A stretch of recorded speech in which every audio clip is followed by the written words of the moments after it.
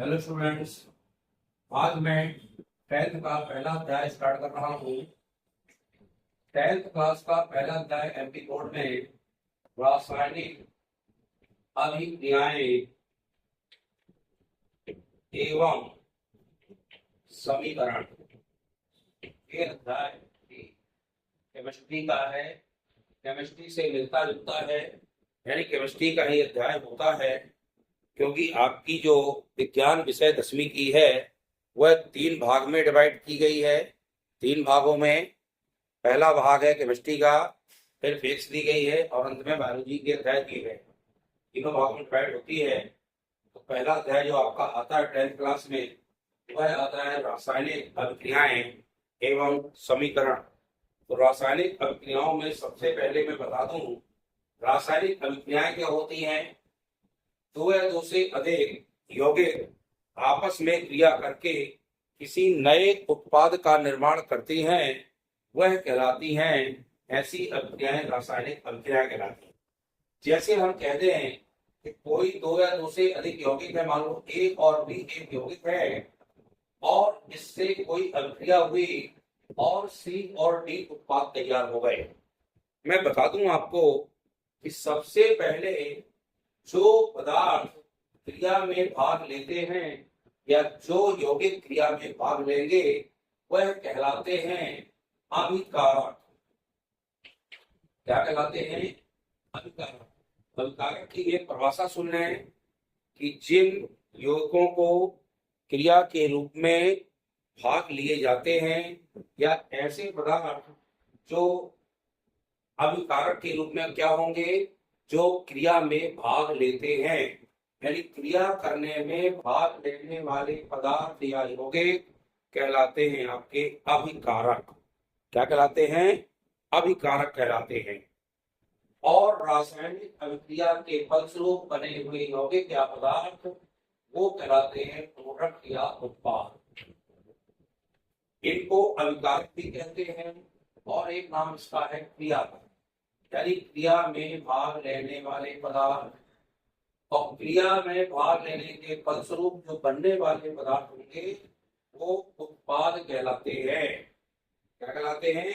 उत्पाद। माने क्या उत्पाद तैयार हो रहा है, यानी क्रिया कारक दो या दो से अधिक यौगिक जो क्रिया में रासायनिक अभिक्रिया में भाग लेते हैं उन्हें अभिकारक या क्रियाकारक कहते हैं। और अभिकारक के द्वारा रासायनिक फलस्वरूपता बनने वाले पदार्थ उत्पाद या क्रिया फल कहलाते हैं। फल से आप समझ रहे होंगे, क्रिया फल यानी क्रिया के बाद हमें क्या फल मिला, क्या बना। जैसे हमने कोई कार्य किया उससे हमें क्या फल मिला, क्या मिला, वो कहलाए क्रिया फल। जैसे हम एग्जाम देते हैं, एग्जाम देने में आप क्रियाकारक कहलाएंगे और जब आपका परीक्षा परिणाम आएगा तो वो क्रियाफल होगा। आपके द्वारा की गई मेहनत के द्वारा क्या आपको मिलने वाला, तो कहलाता क्रियाफल या उसे प्रोडक्ट या उत्पाद कहते हैं। ये कहलाती है रासायनिक अभिक्रियाएं। ध्यान दीजिए अच्छे से। और समीकरण तो आप जानते ही हैं। समीकरण का मतलब है रासायनिक अभिक्रियाओं को संकेतों या प्रतीकों के माध्यम से लिख देना, वो कहलाते हैं समीकरण। और समीकरण में एक बात और होती है कि जो क्रियाकारक है और क्रियाफल है इनकी वैल्यू बराबर होनी चाहिए, यानी जितने तत्व इस तरफ होंगे उतनी ही संख्या में क्रिया फल के बाद यानी क्रियाफल या उत्पाद भी होने चाहिए। जैसे हम कहते हैं यहाँ मान लीजिए H2 ये हाइड्रोजन कहलाता है, O2 ऑक्सीजन है। ये क्या है? ये दोनों है क्रियाकारक। क्या है? ये दोनों क्रियाकारक है और क्रियाकारक ने आपस में क्रिया की तो बनेगा क्रियाफल, यहाँ बनेगा H2O। अब H2O2 नहीं बनाएंगे, H2O बनेगा यानी पानी। हाइड्रोजन जब ऑक्सीजन से क्रिया करते हैं तो ये पानी का निर्माण होता है। अब थोड़ा सा ये ध्यान रखना है कि इस तरफ की जो गिनती है और इस तरफ की गिनती बराबर होना चाहिए। ये कहलाता है समीकरण संतुलन, यानी बैलेंस होता ना, तुला होती है, तुला में दोनों पलड़े क्या होने चाहिए, बराबर होने चाहिए। जब दोनों पलड़े बराबर होंगे तो निश्चित रूप से हमें इसको बैलेंस करना पड़ेगा। H के दो यहाँ पर भी दो है, लेकिन अब देखें यहाँ O के कितने हैं? 2 है, यहाँ तो 1 है ना। इसको 2 करने के लिए हमें आगे 2 लगाना पड़ेगा, यहाँ नहीं लगाएंगे। हमें इसके आगे 2 लगाएंगे तो ऑक्सीजन की संख्या कितनी हो गई? 2 हो गई।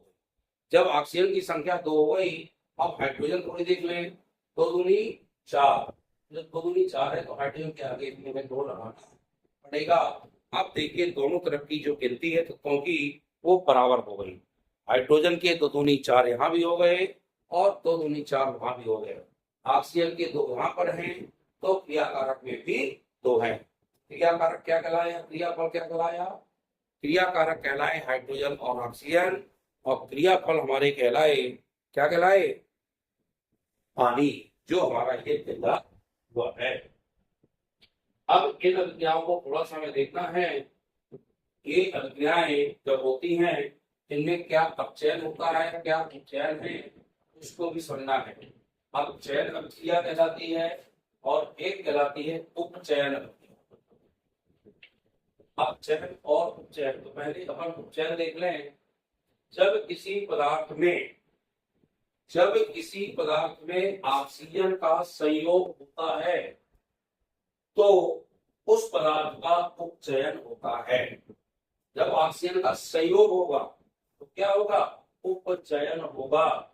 जब किसी पदार्थ में ऑक्सीजन का संयोग होता है तो उस पदार्थ का उपचयन होता है, अर्थात किसी पदार्थ एवं ऑक्सीजन के योग, सीधी परिभाषा जान जाओ, किसी पदार्थ एवं ऑक्सीजन के योग को हम उपचयन अभिक्रिया कहते हैं।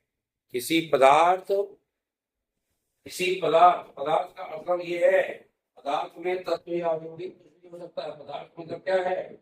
या तो तत्व होगा या फिर यौगिक होगा। तत्व यौगिक मिश्रण आप छोटी 8वीं से पढ़ते आ रहे हैं। 2 या 2 से एक ही प्रकार के बने हुए जो पदार्थ होते हैं वो तत्व कहलाते हैं।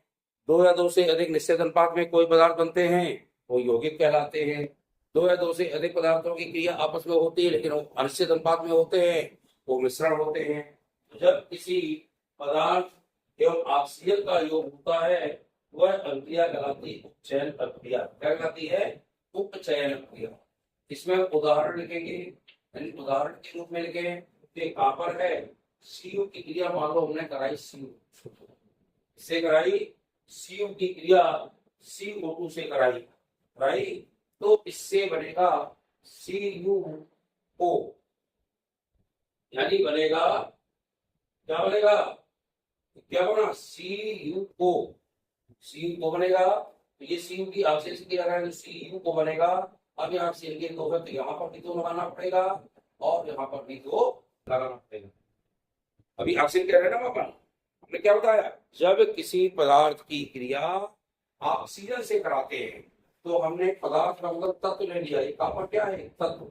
और क्रिया किससे कराई? ऑक्सीजन से। तो ये बना हुआ यौगिक क्या कहलाएगा? ये कहलाएगा क्रियाफल और ये कहलाएगा क्यूप्रिक ऑक्साइड। हमने जब कार्बन ले लिया इसकी ऑक्सीजन से क्रिया करा दी, क्या बन गया? Carbon dioxide. ये क्रिया कौन सी कहलाएगी? उपचयन अभिक्रिया। नोट कर लीजिए, उपचयन अभिक्रिया। यानी जब किसी भी पदार्थ का मतलब तत्व या यौगिक से कराते हैं तो बनने वाला जो पदार्थ होगा वह क्रिया मिलकर के उपचयन अभिक्रिया कहलाएगी। उपचयन कहलाएगी। फिर नोट कर लीजिए, जब किसी पदार्थ का मतलब तत्व या यौगिक से है, जब किसी पदार्थ की क्रिया ऑक्सीजन के साथ कराई जाती है तो वह अभिक्रिया क्या कहलाएगी? उपचयन अभिक्रिया कहलाती है।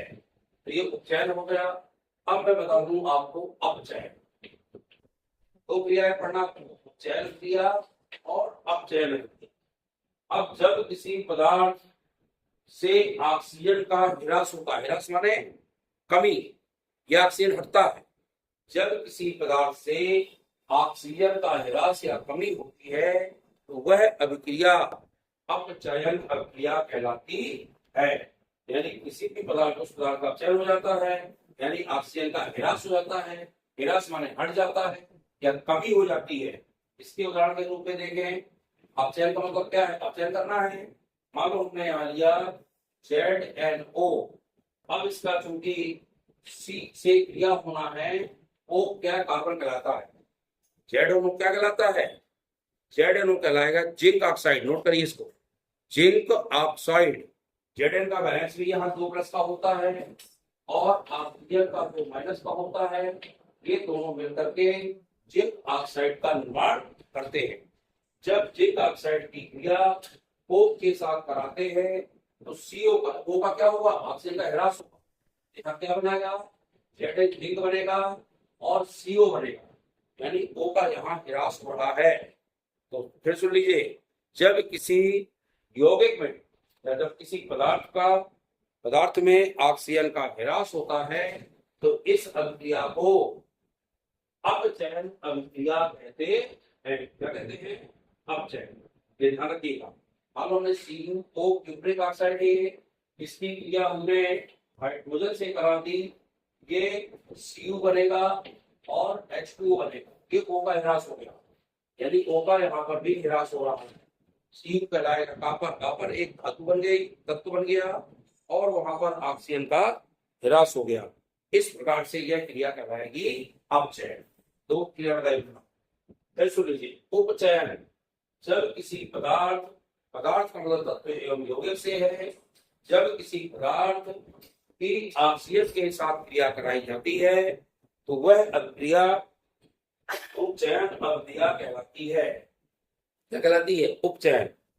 और अपचयन में क्या है? जब किसी पदार्थ का अपचयन होता है तो उसमें ऑक्सीजन का ह्रास होता है, या जब किसी पदार्थ में ऑक्सीजन का ह्रास होता है, कमी होती है, वह अभिक्रिया अपचयन कहलाती है। क्योंकि इसमें अपचयन हो रहा है, उसमें ऑक्सीडेशन हो रहा है ना, वो उपचयन है, ये अपचयन है। तो अभिक्रिया आपको अच्छे से इसमें समझ में आ गई होंगी, मुझे लगता है। आप इसको नोट लेंगे और इसको पढ़ेंगे। ये दो अभिक्रियाएं। अब मैं दो अभिक्रियाएं और बता रहा हूं।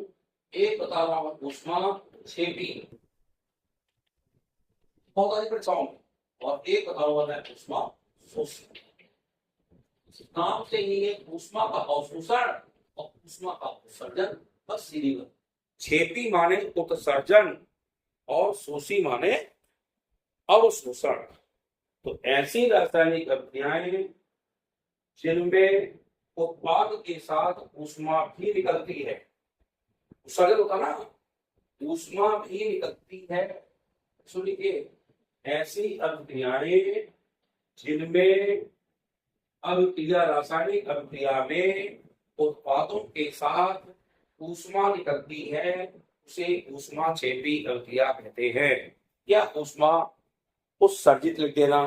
क्या लिख देना? उत्सर्जित होती है, तो सर्जित का मतलब भी वही है। और ऐसी अभिक्रियाएं जिनमें ऊष्मा का अवशोषण, इसमें होता है ऊष्मा का अवशोषण और इसमें होता है ऊष्मा का उत्सर्जन। ऊष्मा का उत्सर्जन, जब ऊष्मा का उत्सर्जन होगा तो वह ऊष्माक्षेपी अभिक्रिया कहलाएगी। जब ऊष्मा का अवशोषण होगा तो वह ऊष्मा शोषी कहलाएगी। ध्यान रखिएगा। सबसे पहले मैं ऊष्माक्षेपी का एक एग्जाम्पल बता रहा हूँ। इसमें मीथेन की क्रिया यदि हम ऑक्सीजन से कराते हैं, मीथेन तो मालूम है, मीथेन गैस है और ऑक्सीजन भी गैस है। गैस का मतलब कोष्टक पे नीचे हम जी लिखते हैं। क्या लिखते हैं? जी। यहाँ सी के साथ O2 बनेगा और यहाँ बनेगा पानी। CO2 भी यहाँ पर गैस है और चूंकि ऊष्मा उत्सर्जित हो रही है, क्या हो रही है? ऊष्मा उत्सर्जित हो रही है, यहाँ ऊष्मा लिखेंगे। क्या निकल रही है? ऊष्मा। अब इनको हमें गिनती कराना, थोड़ा सा देख लें।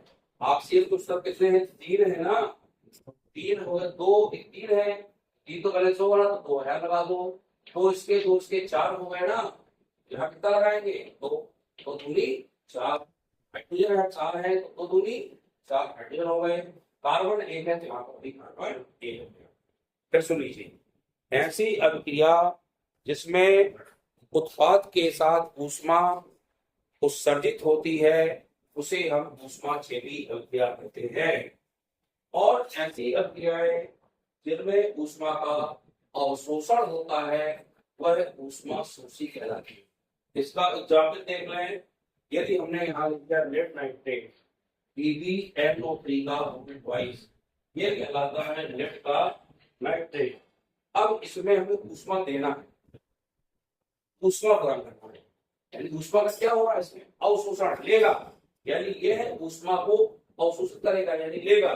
जब ये लेगा ये बन जाएगा Pb moment lead oxide plus NO2 बदलेगा और प्लस यहाँ निकलेगी ऑक्सीजन गैस निकलेगा। ये लेड नाइट्रेट को गर्म किया, अब क्रॉस बैलेंस करना है। यहाँ Pb का एक है, क्रॉस देखते हैं कि बैलेंस तो होगा ना, इसको करने के लिए n के यहाँ 2 है ना और यहाँ पर n का 1 है, बैलेंस नहीं हो, पहले सबसे पहले यहाँ लगा दो। अब जब 2 लगा दिया तो Pb के मान कितने हो गए 2, क्या आगे 2 लगा दो।